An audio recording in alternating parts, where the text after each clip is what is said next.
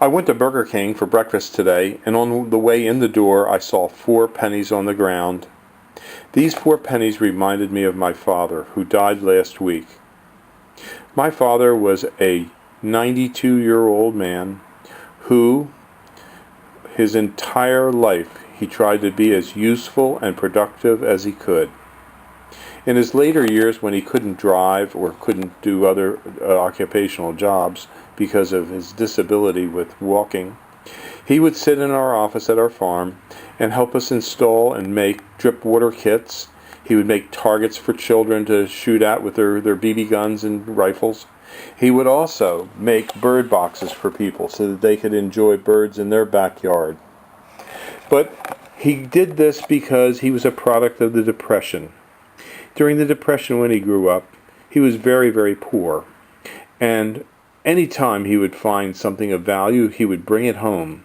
And he did this throughout his life. My father would be very upset if I was to pass by these 4 pennies. And I can see that these pennies have been there for quite some time because they're very well worn by tracks, by cars hitting and running over them. But the value that I learned from my father was that I should always keep a positive outlook, and he would always say to people, listen to the floor sweeper and keep smiling. And those are some of the positive things that my father would say to people, and positive lessons that I did learn from him. My father, as he got older, we could have put him in a home. We have the financial wherewithal to have him in a home, but I wanted my father to be with us. I never wanted to put him away in a home where he'd be forgotten. I wanted his last years and days to be useful and productive, and they were. He was working in our barn and our shop within 3 days of his death. He died fairly fast. He had a non-Hodgkin's lymphoma for over a year and a half. And he had battled it. It was nothing, that you would want to have, but, he had it. He never once complained about it. In the last month of his life, he got a bad outbreak of the shingles where it just totally kept him from being movable. He lost the ability to walk. But yet, he still came to work and still tried to do as best he could. In this video, I'm going to show you some clips of my father as he's working and as he was working here at our farm, and let you hear in his words what he was doing in helping be a productive individual right up to the very end. And I hope you remember his one last parting words, which were, in fact, his last words. Keep smiling.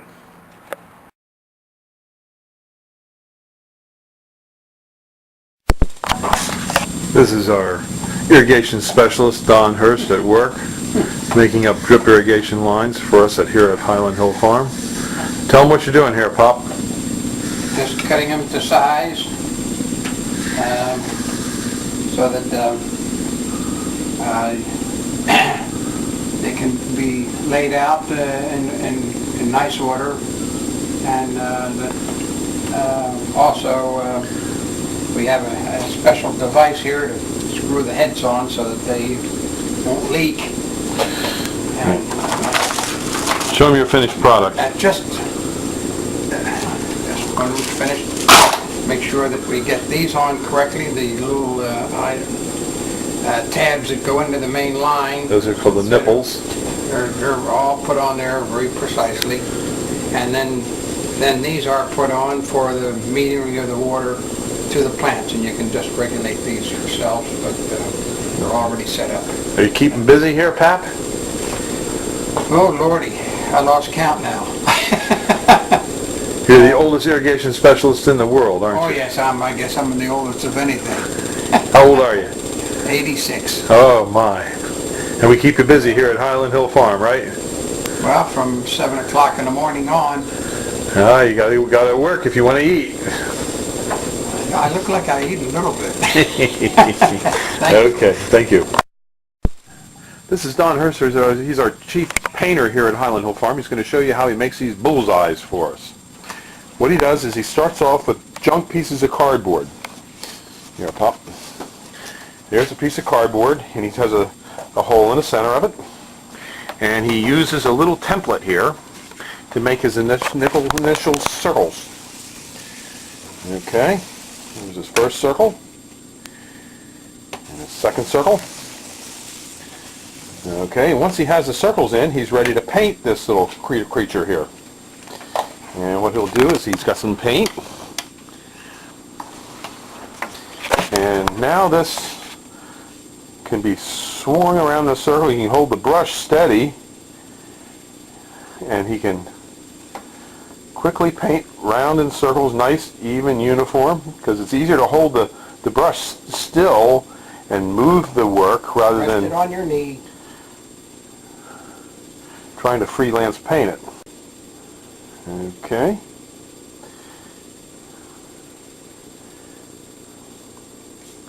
And he does that until he has the whole object painted.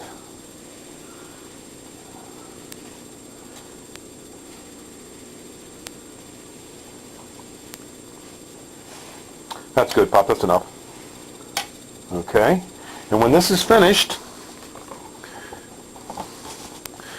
you can see what it's going to look like. It's going to look like that. Then he paints the next color, which will be the red. And when he's done that, show him what you do, Pop. When we're all finished with the red, I take my target again. Here, I'll show you. This one? Yes. Put it on here. That's all painted red. So what I do is take this jig here,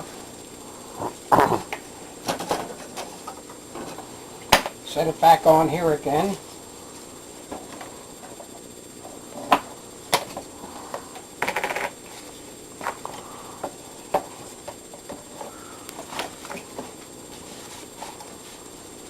There. And then I lay my circle on there, put this gadget on here, put this underneath here, and that gives me my Center point for the center point. Very simple. And then you can paint that inner circle, right? And you can either put get a little tab, 1 inch diameter, whatever size, and paint it in there, or you can just leave that in there and scribe a circle and then paint the inside of that. Right. Okay, so that's how you do it, real quick. Yeah. All right, well, thank you very much. You're welcome. And Don is also the oldest delivery driver in the world, and here at Highland Hill Farm, he does our deliveries in the summer of little lightweight plants that can be shipped all up and down the East Coast. And while you're there, if you mention that you saw him making these targets, he'll give you one. They're worth $10. If you ask first. Yeah, you have to say please. Okay. Thank you.